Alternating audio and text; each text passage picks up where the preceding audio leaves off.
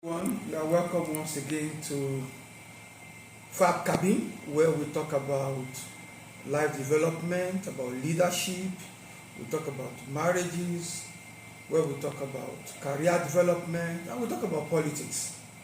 I'm glad that you are here today as we want to talk a bit again about politics. I've been enjoying the RofoRofo fight that is taking place in the polity between Atiku and his good friend Tinubu, two good friends. They've taken it to RofoRofo fight. And for me, I want to say that Atiku is leading 1-0. So Atiku, congratulations, you are leading 1-0. One thing that is clear is that Atiku is sure, former Vice President Atiku, you are very sure that one, that he has actually lost the election. Another thing is also sure that he cannot win through the court to become the president of Nigeria. So he has known that he has lost. So now what is he now trying to do? He's now trying to embarrass and disgrace his good friend Bola Ahmed Tinubu, President Bola Ahmed Tinubu. So I call it RofoRofo fight. And he has been able to achieve that, to embarrass and disgrace President Bola Ahmed Tinubu. So I say congratulations to Vice President Abubakar Atiku. You have done very well with your team. You wouldn't have gone to that far if you have thought deeply of your relationship with Tinubu. Since the days of Yaradua, you were together. You have thought deeply that he provided a platform for you to have contested to be the president of Nigeria. If you have won, you will have been the president of Nigeria. But because you contested against him and you now won, and the next thing is for you to disgrace and embarrass him. Very unfortunate. So in this clan, in this area, they say politics is dirty. This is what they mean. Politics is a dirty game. This is what we mean. You have lost in the election, you cannot win in the court, I must embarrass the president of Nigeria. So congratulations, you have achieved your goal, your aim, so it is 1-0.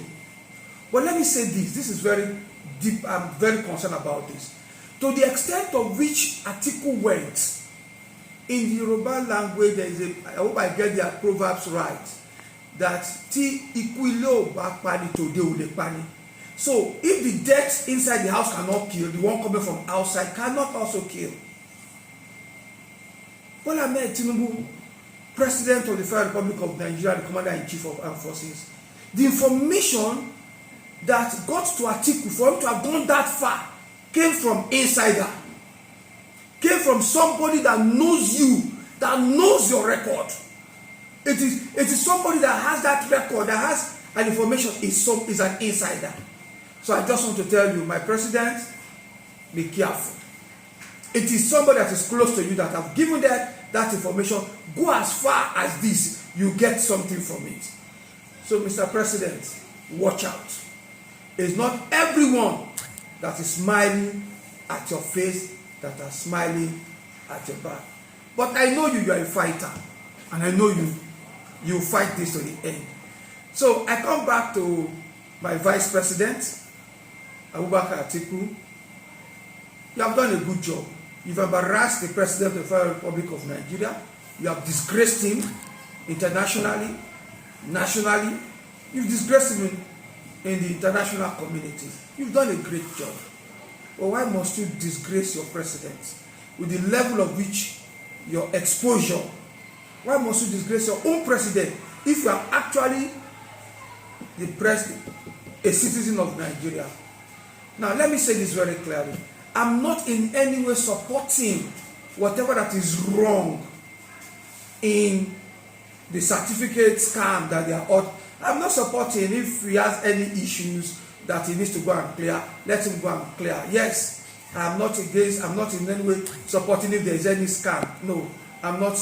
But there are some things that are very fundamental. I'm not a lawyer, but it baffles me that the lawyer said that even if you have a fact and your facts are correct, the facts you are bringing out now, Vice President Atiku, cannot make you to become the president of Nigeria, because it is after the election facts that you are bringing. These are, they said there is a pre-election facts that you're supposed to have brought. So you brought this out not because you are going to win, not because it's going to affect or give you any positive justification or judgment in the Supreme Court, but just to embarrass the president. So having said this, I'll just tell Atiku, be ready for a fight back, because you have fought, you have disgraced, you have embarrassed the President of the Federal Republic of Nigeria and the Commander-in-Chief of the Armed Forces. So now, let me go quickly to our people up north, the Arewas, the Northern Elders.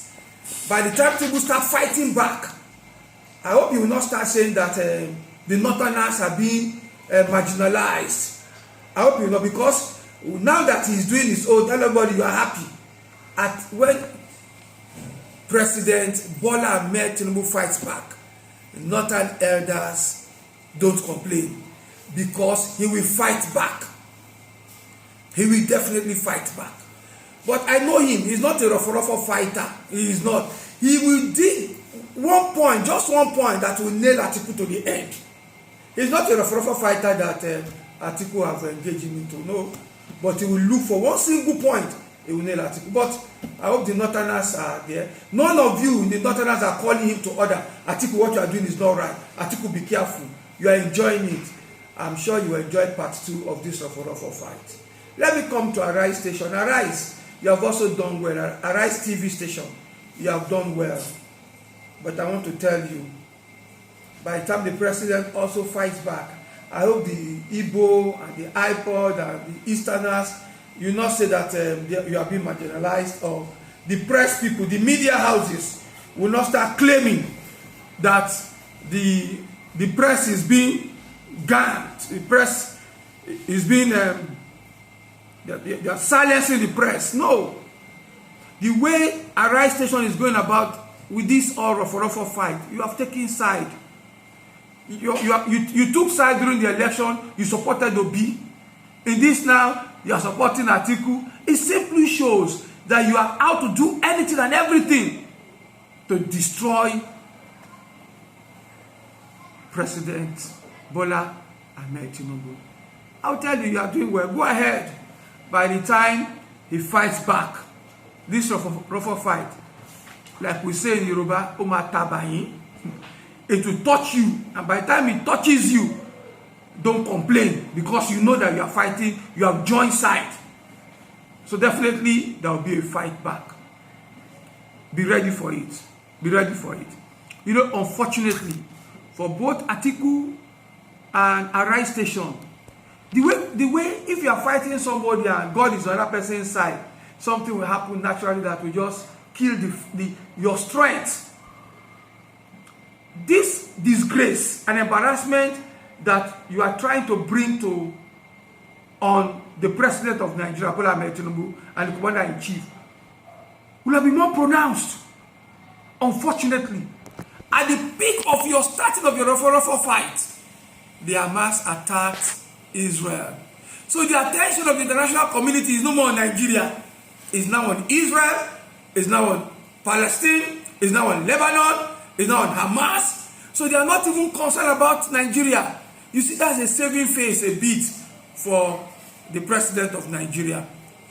Before all this is done, all the shouting about the scam, the fraud, and the certificates, the judgment in the Supreme Court will have gone and come back. And hopefully, I repeat again, hopefully, the president will have won. Then will now start part 2 of this RofoRofo fight. By that time, the judgment will have been in his favor. He will now fight back. Hopefully, the fight in Israel, the fight in Hamas and Palestine will have also been done with.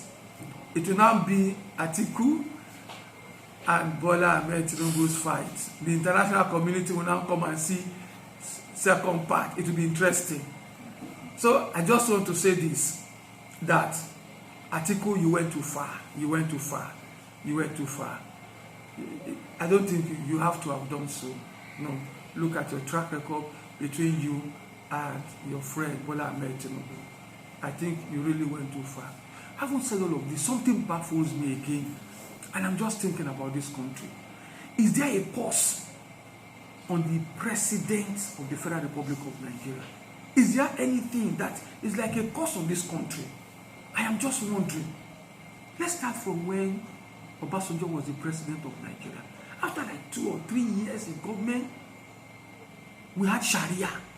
And it was like, oh, this country will break. Sharia law, Sharia law. Governor Yari came with Sharia law. It was like, what is happening? They will make this country ungovernable. I mean, what for? Before he could end his own government too, we had issues with the Easterner. The Igbo people came up. The Biafra people came up. The IPOD people came up. Then, after Obasanjo left, Yaradua came in. And lo and behold, Yaradua came in with sickness, with ailment, with infirmity. He could not survive it. He meant well for this country, but he could not survive. He died. Then came Jonathan. Jonathan's case was free for all. Then the issue of Boko Haram also came up. Very powerfully, very strongly against his government. He could not even believe it. He even confessed. Can you imagine the president saying, even Boko Haram is in my government? In my Federal Executive Council, there is Boko Haram. I mean, very terrible. The man managed to give up when they lost the election. Now, what happened to Buhari when he took over? Buhari took over. At the beginning of his government, it was, the man does not have school certificate. The same issue came up. They went, why issued the certificate, another issue. They went to the Ministry of Defense. They said, yes, he's educated. By the time they went to the Supreme Court and came back, they said, it's either you have a school cert or equivalent. If you have been exposed enough that your knowledge, your exposure, your experience in life is more than a school cert certificate, it is taken in law that you have the equivalent of having the certificate. So I come back to Tinubu. Look at Tinubu. Tinubu that has been a governor of a state, worked in Mobi producing, rose to become the treasurer or auditor. And is that not enough? This country is funny. So that is not enough for him to say he has an equivalent. Another one that is baffling me now is also Tinubu certificate. Is there a cost to all of this on Nigeria? That anybody that comes to become the president, there must be a scandal, there must be an issue. But you know what? This one on Tinubu will stop a lot of things. I know he will fight back. And he will fight back on all fronts. As they are fighting, is consolidating. He's not distracted. He's working on the economy, working on this, but by the time everything settles down, and he fights back politically, of course, we know that Atiku's political career has ended. Obi will go back to his buying and selling. You know, he will go back to his buying and selling, definitely. So, this is RofoRofo fight part 1.